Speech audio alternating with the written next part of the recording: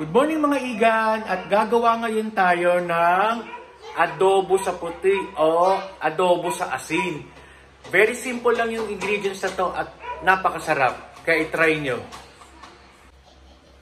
So ito lang ating ingredients. Ito ay pork belly, yan. This is siguro mga half kilo lang ito ng pork belly. Suka, asin at bawang. Yung bawang, inano ko lang siya, crinash ko lang yung bawang at isasama ko rin yung mga balat na yan. So yan mga iga, nilagyan ko lang siya ng tubig at pakukulaan lang natin siya sa suka.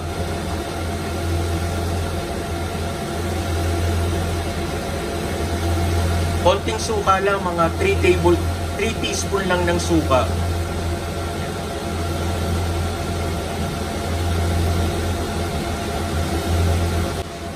So ang gagawin nyo lang dyan is pakukuluan lang yan at huwag nyong tatakpan kasi aasim yan. So hayaan nyo lang maluto yung inyong suka. Tutuyuin natin yan.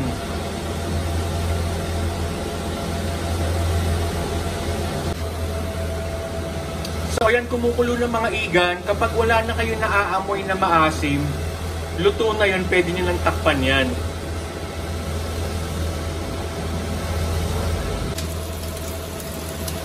So yan mga igan, kailangan matuyo siya ng ganyan sa suka at tubig. Yan.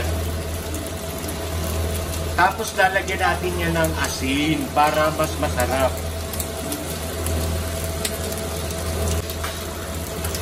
So yan mga igan, nilagyan ko na yan ng asin. Mga 1 teaspoon lang yan ng asin. At takpan lang natin kasi magtitilamsikan yan. So ganyan ang makikita nyo mga igan. So pinatay ko muna kasi nagtitilansikan siya, kaya yan. Tutustahin pa natin yan, mas masarap yan. Kasi malambot na yan at saka masarap ang lasa niyan. So yan mga igan, na prito na siya sa sarili niyang mantika. Ang gagawin ngayon natin is lalagyan na natin yung bawang dyan. Para mas masarap siya, may lasang bawang yung ating adobo sa asin.